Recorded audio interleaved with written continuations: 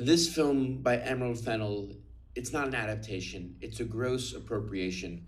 This Wuthering Heights, she can put as many quotations around it as she wants. This is nothing but Wuthering Heights. And I'd like to actually read some reviews I found on Letterboxd that I thought were incredibly apt and relevant to this movie. Emily Bronte died of tuberculosis 177 years ago, yet this adaptation is still the worst thing that has ever happened to her. I agree with that completely. This movie made me want to jump from a Wuthering Height. Again, completely true. Where's the other one I liked?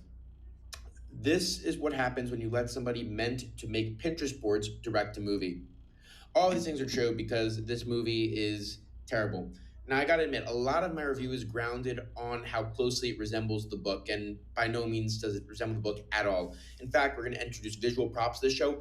I purchased the book. I read it, I'd say, about a month before the release of the film, so I get the most out of it.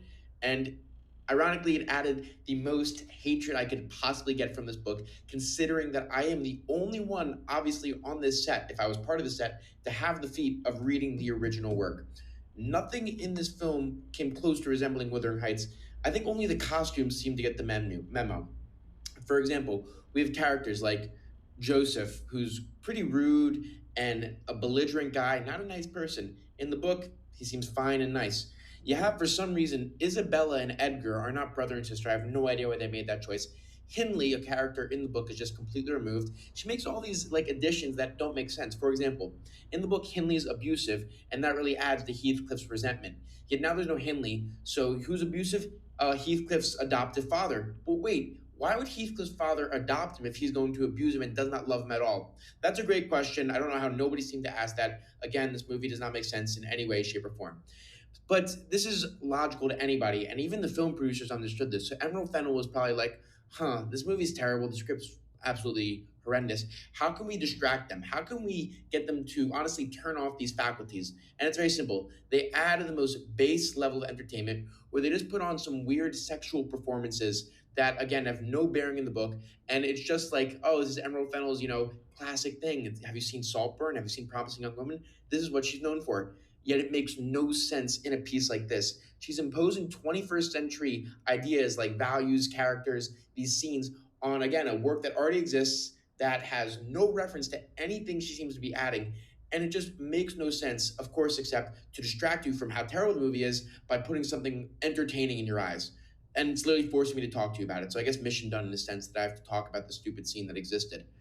I'm sure by my tone you can understand how terrible the movie was.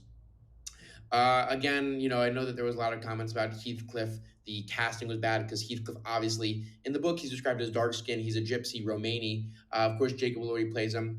And I think when I see it on screen, it actually makes it obvious why this was such a miscast character. And they really should have honored her work by making Heathcliff the gypsy as described in the novel. It adds more layers, but it's just the tip of the iceberg. I mean, she doesn't respect anything, so I guess maybe it almost seemed weird to respect this one facet and forget about everything else. So at least she's consistent in ignoring the entirety of the book. I do appreciate that to an extent. Now, I'm honestly going to try to review this movie. If I were to review this movie, if I divorce myself completely from the book, I'll just imagine I never read it, wipe it from my brain. I still think I would hate it. I'd probably hate it a little bit less. But even from people who said, "Oh yeah, it's been 30 years since I read Wuthering Heights in high school. This movie's terrible."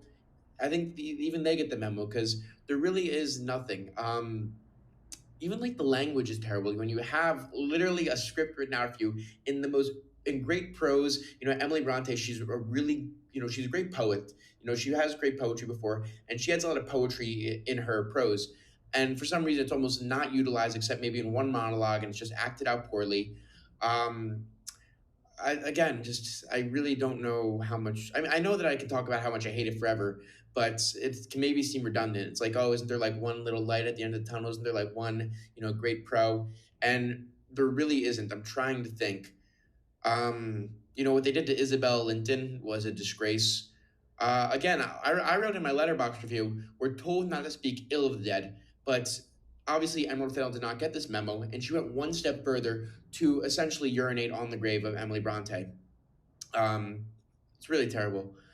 And it's a shame because what they did is obviously it's a big studio that made this, Warner Brothers, and they're like, we want a Valentine's piece, and we want it. People aren't going to the movies as they used to. What's really big are these like sequels or these existing IPOs. So let's attach ourselves to a beloved classic, but we're gonna strip everything away from the classic except the title. So it was a really effective bait and switch where they have you going to the theater expecting Wuthering Heights, and you get nothing but that. And the only reason you went, I guess, maybe was for like the attachment you have to the book, and they ruin it. Woe to any English teacher who does not heed this review and think she's going to be getting a an accurate portrayal of Wuthering Heights.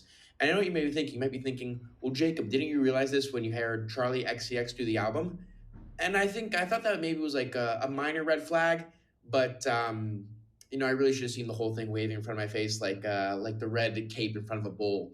That I guess should have been the earliest signal, but maybe I was ignorant on purpose. I wanted to just think that this was one little decision she tried to add by like an anachronism, but no, the whole thing's an anachronism that makes no sense. Honestly, the Charlie XCX soundtrack is probably one of the more fitting aspects somehow of 19th century England than almost any other thing in this movie.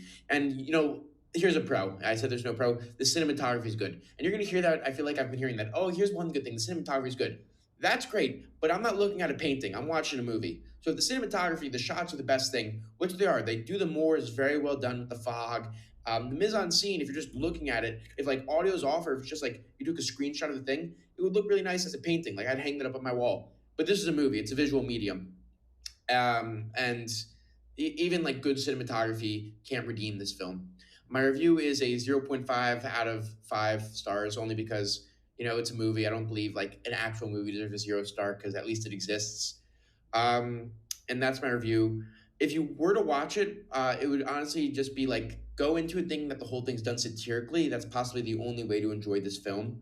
Or if you want to watch it because you like watching bad movies and you're like curious to see if this is bad as I made it seem. I feel like if I'm saying, "Oh, this is so bad, this is so bad," you think, "No way it can be this bad," and the only way for you to realize this is to experience it yourself. So then it makes sense. But please don't go into this thinking this is going to be a good film. And you can't say you haven't been warned. Thank you for listening.